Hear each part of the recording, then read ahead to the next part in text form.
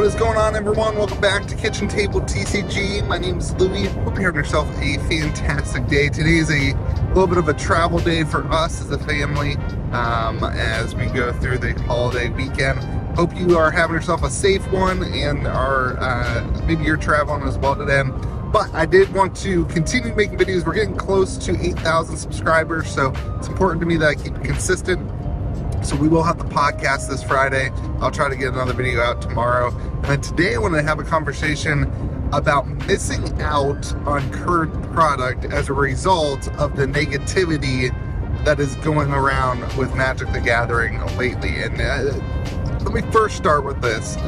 All of the negativity that is going around against Wizards of the Coast and against Magic is completely justified. And I have been part of it. I have been part of having those conversations and calling Wizards out and really aggressively saying, this is not okay. There's too many products. The products are too expensive.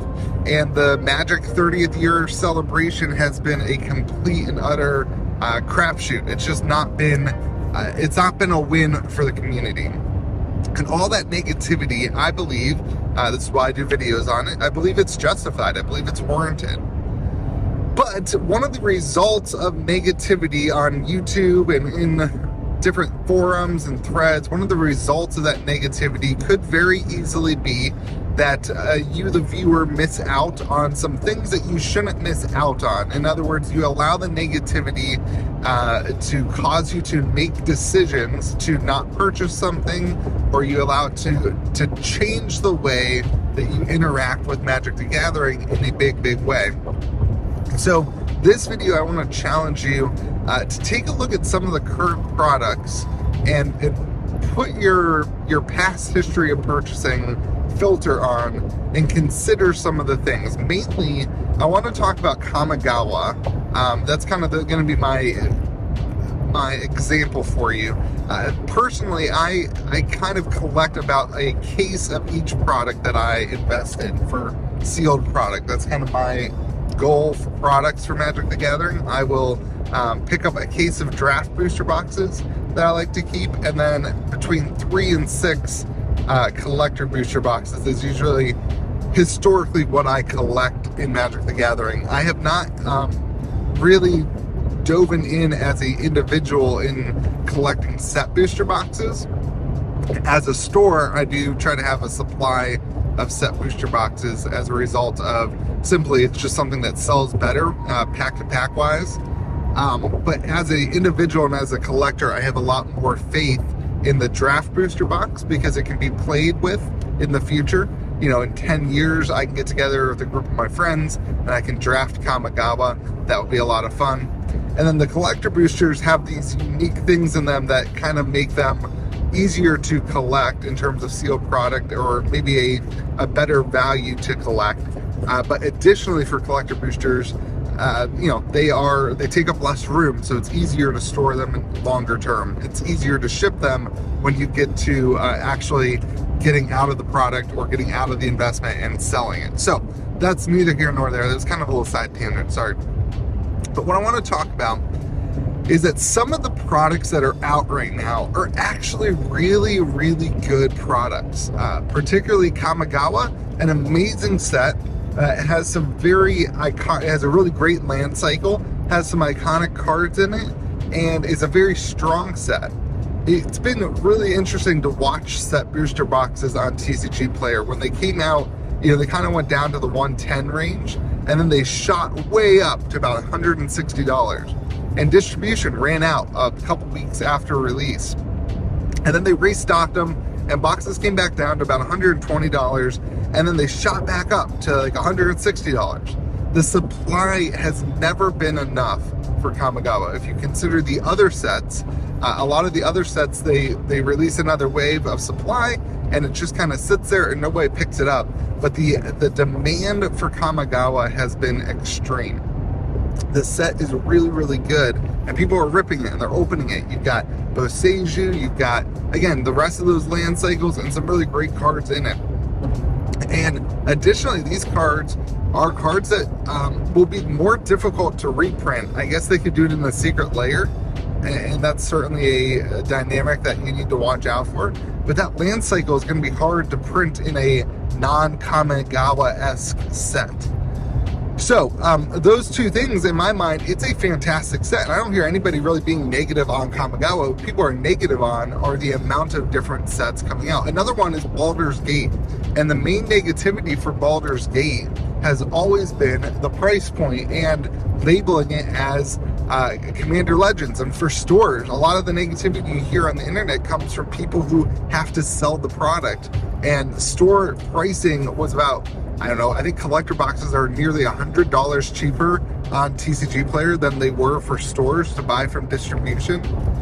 So the online negativity towards a set like Baldurs Gate, Commander Legends Baldurs Gate, is so strong because a lot of the people who are in the internet, like myself, have stores, and we have such a negative experience with these sets. But if you look at Commander Legends Baldurs Gate, in today's pricing, it's actually like kind of a decent set. You can get, I think, set boxes. I think last night I was kind of looking. I think set boxes are like $75 to $80 for Commander Legends Baldurs Gate set. You have the opportunity to get some of those dragons. You get the opportunity.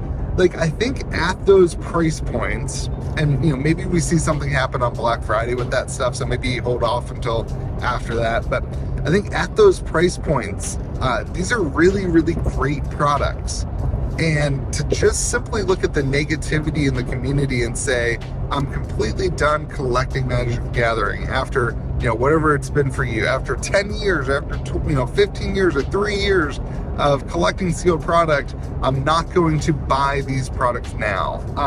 I think that's a mistake. I honestly do. This isn't financial advice or anything like that, but I honestly think you should consider taking a step back from the negativity and looking at the sets that really matter and making sure that you have your at least partial of what you would have invested in if Magic the Gathering was doing great again.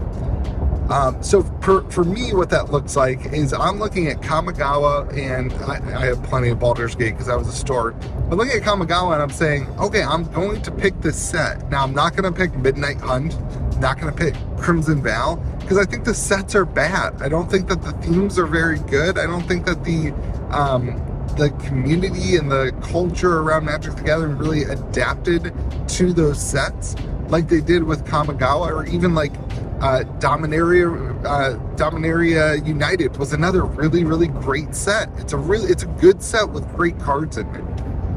And long term, those things matter, and that perception of the set matters. So I'm looking at sets like that, and I'm saying, okay, as these rotate out of print, and Dominaria United's not really a great example, but Kamagawa, I mean, we've got to be getting close to a year. I don't remember off the top of my head exactly when that set released. So in the next 6 months, you're probably going to hear last call from distribution. This might be the last wave, or maybe we get 2 more waves of set booster boxes, and I bet you draft boxes are pretty much done, and collector boxes are certainly done. Distribution has a massive ton of them. At the end of the day, to start considering picking up some of these products, despite the negativity. Again, if you still love Magic the Gathering, picking up some of these, maybe at a lesser supply than maybe you used to, but picking up some of these so that you have them in your sealed collection and you don't miss out on that as a result of the online negativity towards Magic the Gathering. Because again, some of these sets are really, really good. And I kind of do the thing where I ask myself, in 5 years, will I want to draft this set? In 5 years, will I want to crack open a box and experience it again? Because I'd rather buy in right now at $110, $115 than in the future at $200. In 5 years, you can't tell me that Kamagawa set boxes aren't $250. I would be so surprised if that's not the case for a set like Kamagawa. So anyway, that's my thoughts for you today. Hope you have yourself a fantastic day, and I hope you enjoy your weekend, whether you are celebrating Thanksgiving or Turkey Day or whatever. I hope you just have a great weekend, and good luck on Black Friday, on all the Black Friday deals. Let me know if you see anything in the comment section below.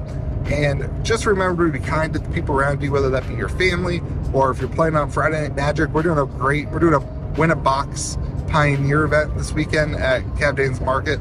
Super excited for that. So if you do end up getting to a store, remember to be kind to the people you're playing, but be kind to your family and your friends. And if that doesn't work, then be kind to yourself. Just remember that this life is meant to be lived together, and it's meant to be lived where you get to encourage one another. And the people around you are the only people, you are the only person who gets to influence the people who are around you. Nobody else gets to influence the same group of people or the same in the same way. Remember that you have something special to offer to people, and hopefully you have yourself a great day. I'm thankful for you. We're almost at 8,000 subscribers, so we gotta keep grinding a little bit. Have a great day. Be kind to the people around you. See you again next video.